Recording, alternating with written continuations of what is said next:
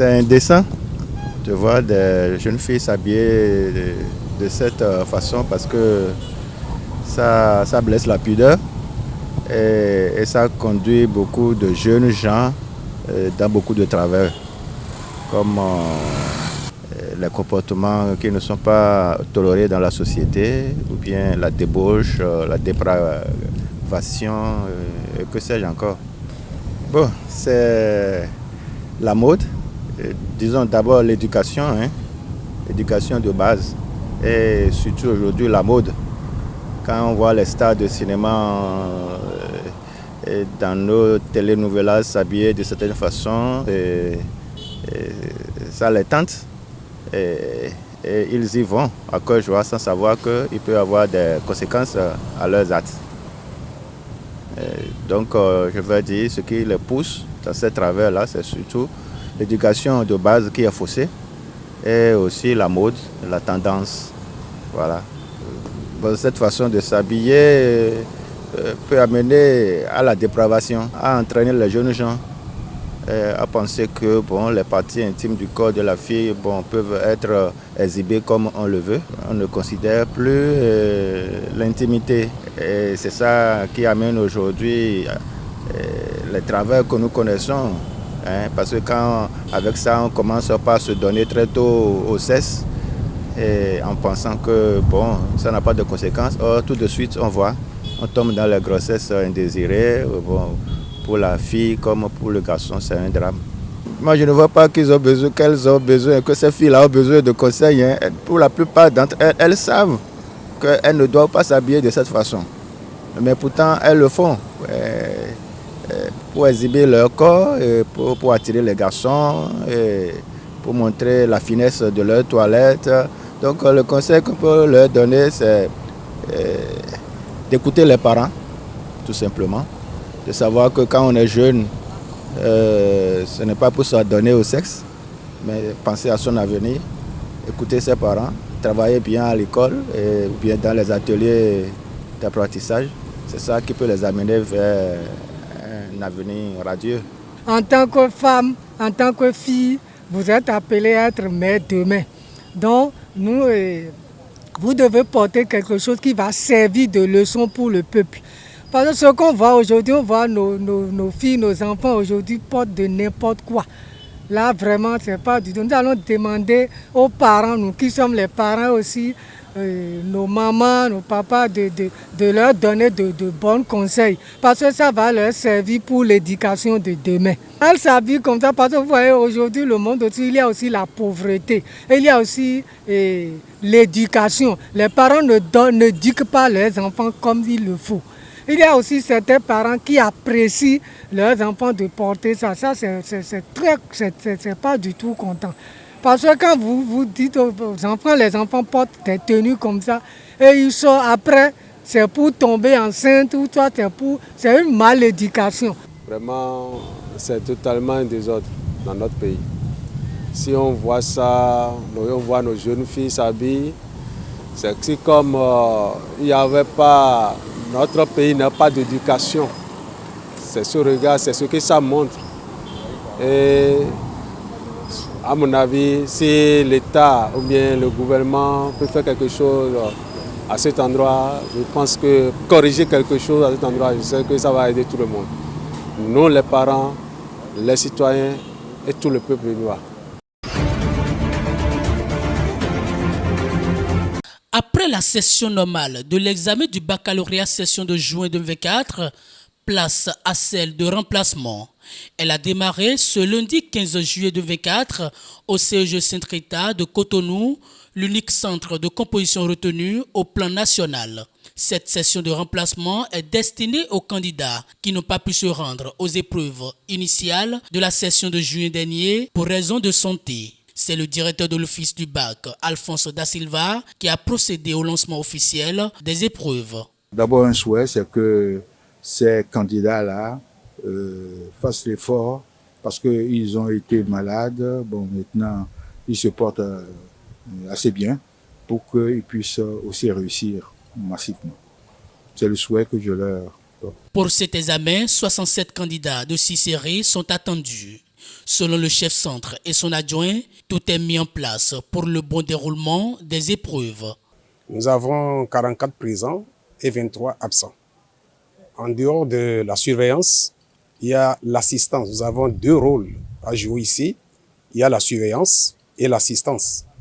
Donc, on a renforcé les surveillants de salle qui doivent être là à surveiller les candidats, mais également les assister pour qu'ils ne tombent pas, pour que s'il y a un petit souci, on puisse les conduire rapidement à l'infirmerie. L'infirmier à nos côtés et suit les mouvements des candidats avec nous. Une mission, ce n'est pas un travail. Et comme vous l'avez vu, tout a été déjà apprêté et nous sommes ravis d'accueillir cette mission. C'est le seul centre du Bénin, c'est le centre national et nous avons été honorés. Il n'y a pas eu de candidats malades ce matin. Ils sont tous là en bonne santé et nous souhaitons que ça soit ainsi jusqu'à la fin des 3 jours. Contrairement à la session normale, les dispositions sont prises pour que la correction des copies démarre dès la fin de la première épreuve. En fait, à la session de remplacement, tout se gère très rapidement. Donc, en même temps que les candidats composent, il y a les corrigés types qui se font. Nous avons déjà pris les épreuves et tout à l'heure, les collègues enseignants vont plancher sur ces épreuves, réaliser les corrigés types et les corrections vont se faire au fur et à mesure. Ainsi, les résultats, la première, deuxième délibération, certainement vendredi prochain. Et samedi, on a clôturé tout, les 3 délibérations. Donc, pratiquement, la session de remplacement se termine au même moment que la session normale. Pour rappel, la 3e et dernière délibération des résultats du bac 2024 aura lieu le samedi 20 juillet 2024. Les candidats admissibles au baccalauréat session de juin 2024 planchent dès ce lundi aux épreuves sportives. Après le lancement officiel des épreuves de la session de remplacement ce même jour au CEG Saint-Rita de Cotonou, la délégation de l'Office du bac s'est rendue sur le terrain de PS du CEG pour constater le démarrage effectif et le bon déroulement de la phase sportive de la session normale. Sur le terrain de sport, on note 3 activités d'éducation physique et sportive. Il s'agit de la gymnastique au sol, la vitesse, la course de vitesse et le saut en hauteur. Pour ce qui concerne la course de vitesse, il faut noter que les filles ou les dames font 60 mètres, ils courent une distance de 60 mètres.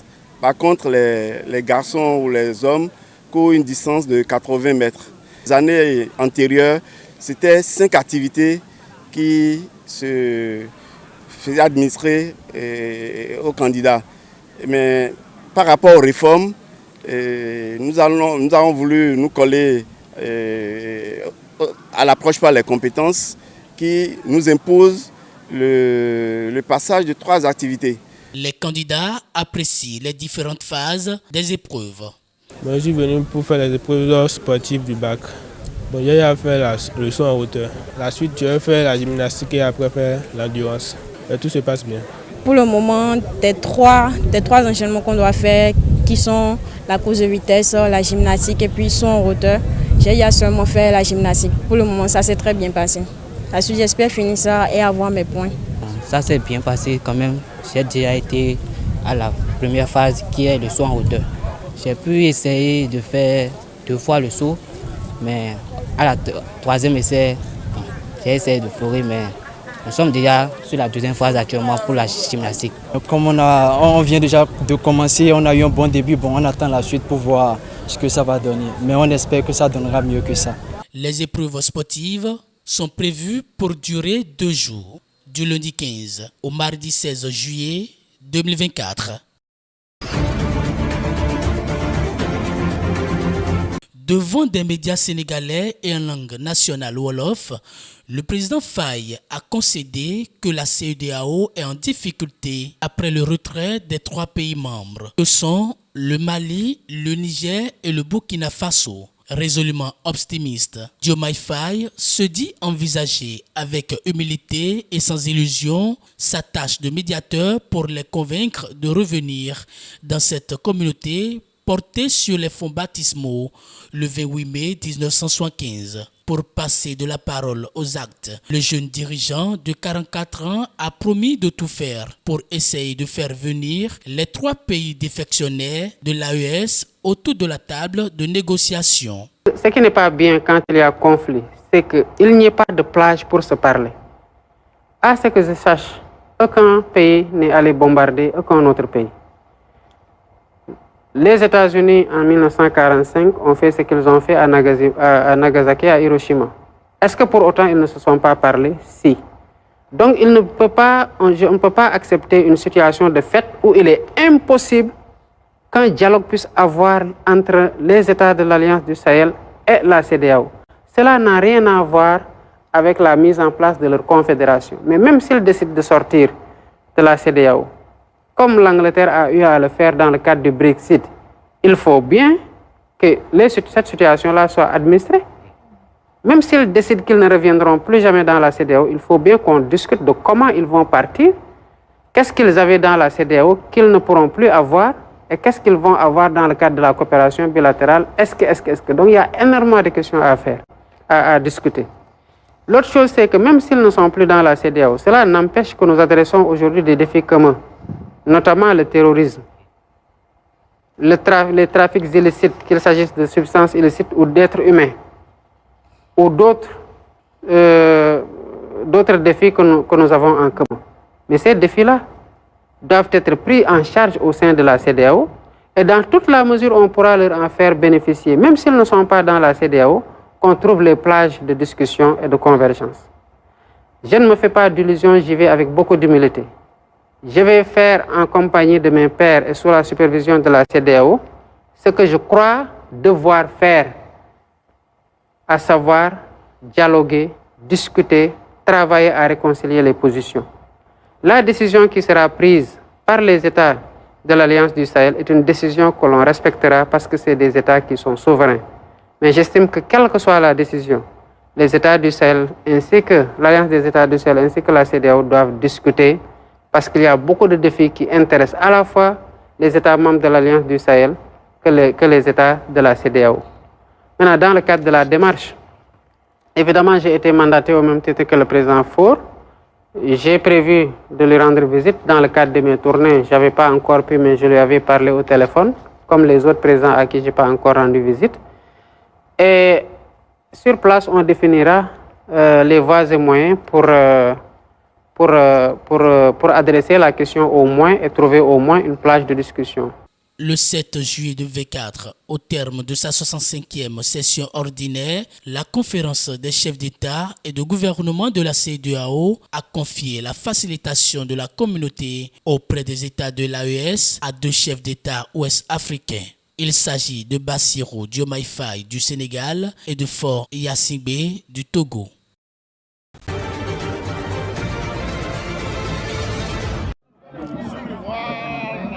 En Côte d'Ivoire, les agents de santé ont commencé lundi à vacciner les enfants contre le paludisme, première cause de mortalité dans ce pays où le vaccin contre le paludisme fait désormais partie des vaccinations de routine pour les enfants.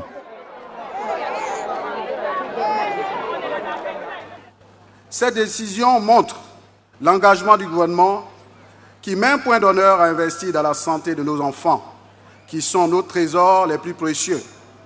Nous voulons donc assurer leur protection et leur bien-être parce qu'ils sont l'avenir de notre pays. Ce pays d'Afrique de l'Ouest est devenu le premier à déployer le tout nouveau vaccin contre le paludisme dans le cadre d'un effort visant à couvrir au moins 250 000 enfants de moins de 2 ans. Et l'OMS rassure. Il garantira sans aucun doute que nos enfants survivront non seulement au-delà de leur premier anniversaire, mais parviendront désormais à leur âge adulte en bonne santé grâce à cette intervention innovante dans la lutte contre le paludisme en Côte d'Ivoire. 94% des cas et de décès de paludisme dans le monde se trouvent en Afrique.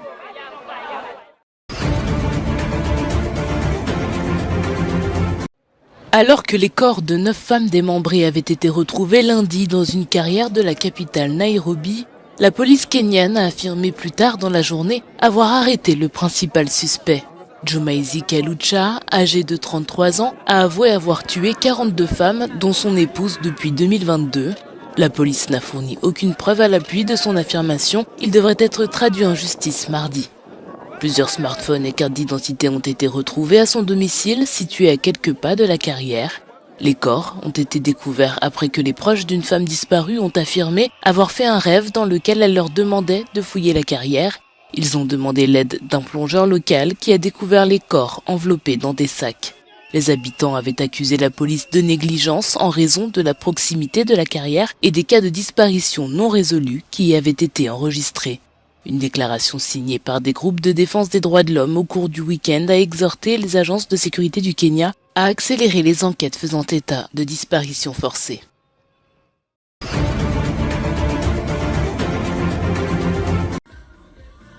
Au Rwanda, les résultats provisoires des élections présidentielles et législatives donnent Paul Kagame largement en tête. Sans surprise, le président sortant est déjà crédité de 99,15% des voix, selon les chiffres provisoires des autorités électorales, au lendemain du double scrutin qui s'est tenu lundi. Toutefois, ce chiffre porte sur 79% des bulletins dépouillés et les résultats définitifs sont attendus pour le 27 juillet prochain. Ce plébiscite confirmerait ainsi l'extrême popularité de l'homme de 66 ans au pouvoir depuis maintenant 24 ans. Le patron du Front patriotique rwandais rempile pour un 4e mandat à la tête de ce pays d'Afrique de l'Est. Au terme d'une campagne menée à l'américaine où il a démontré sa force de mobilisation sans partage, Paul Kagame était quasiment assuré de la victoire face à des opposants à peine suivis. Le chef du parti des Verts démocratiques Franck Habineza et l'indépendant Philippe Mpayimana avaient été les seuls candidats autorisés face au président comme en 2017.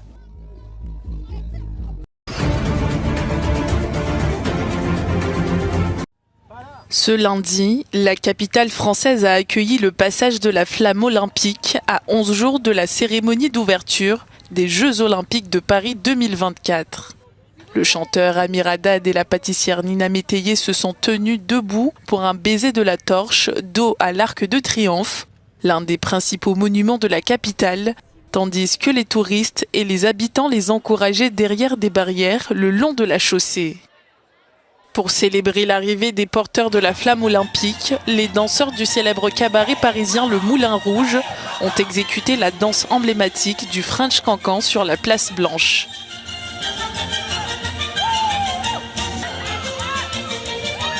La flamme est arrivée dans la capitale française dimanche matin, faisant une apparition spéciale lors du défilé militaire du 14 juillet. Elle s'est ensuite rendue à la cathédrale Notre-Dame, à l'université de la Sorbonne et au Louvre.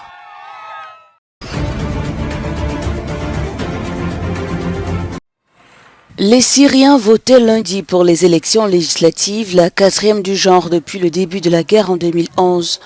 8151 bureaux de vote ont ouvert dans les zones contrôlées par le gouvernement. Ce scrutin se tient alors que l'économie continue de se détériorer après des années de conflit. La situation économique du pays est une réalité vraiment difficile et les travailleurs souffrent énormément. Nous espérons que les membres du Parlement prendront cette question à cœur lors de la première session au sein de cette nouvelle législature.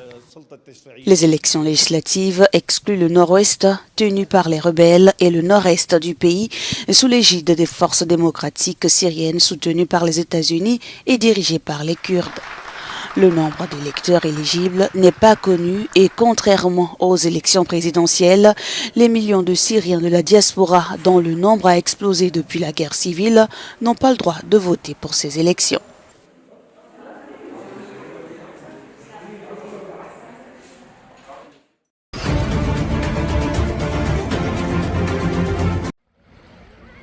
Des berges de rivières et des fontaines publiques pour se rafraîchir, des animaux qui se réfugient dans leur enclos, les ours polaires qui profitent des piscines. La Sibérie connaît un temps exceptionnellement chaud avec des températures dépassant les 30 degrés Celsius dans la ville de Novosibirsk en Russie. Alors que l'été s'installe dans l'hémisphère nord, c'est l'alerte générale pour les sauveteurs. Selon les médias, 48 personnes se sont déjà noyées, dont 16 enfants depuis le début de la saison des baignades. C'est 2 fois plus que l'an dernier. Plus de 60 hectares consumés dans la région du village de Durso, sur la côte de la mer Noire. L'état d'urgence a été déclaré dans la région de Krasnodar-Kraï, où plus de 500 touristes ont été évacués en raison des feux de forêt qui font rage dans une station balnéaire locale.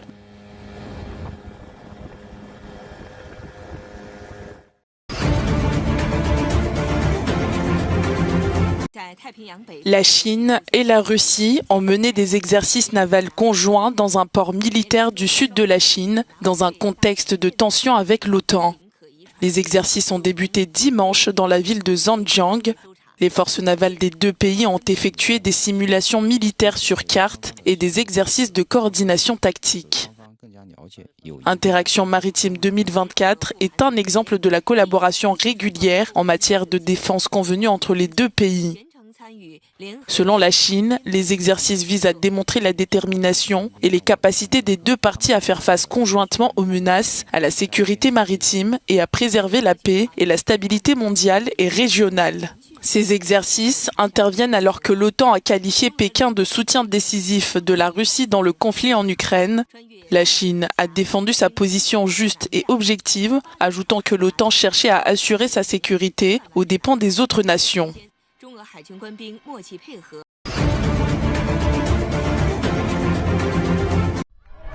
Dans le ciel de Gaza, des avions distribuent de la nourriture 2 jours après une frappe qui a tué au moins 90 personnes, dont des enfants, selon le ministère de la Santé du gouvernement du Hamas. Le largage de denrées alimentaires s'est fait par voie aérienne au-dessus du camp de réfugiés de Khan Younes, situé à environ 2 km de la côte au nord de Rafah. Ces ravitaillements aériens sont contestés par certaines organisations humanitaires qui remettent en question leur efficacité. Près de ce camp, la zone d'Al-Mawassi a été la cible de tirs israéliens samedi. Cette zone entre Rafah et Khan Younes avait été déclarée zone humanitaire par Israël. L'ONU estime que plus de 40 millions de tonnes de débris jonchent désormais la bande de Gaza.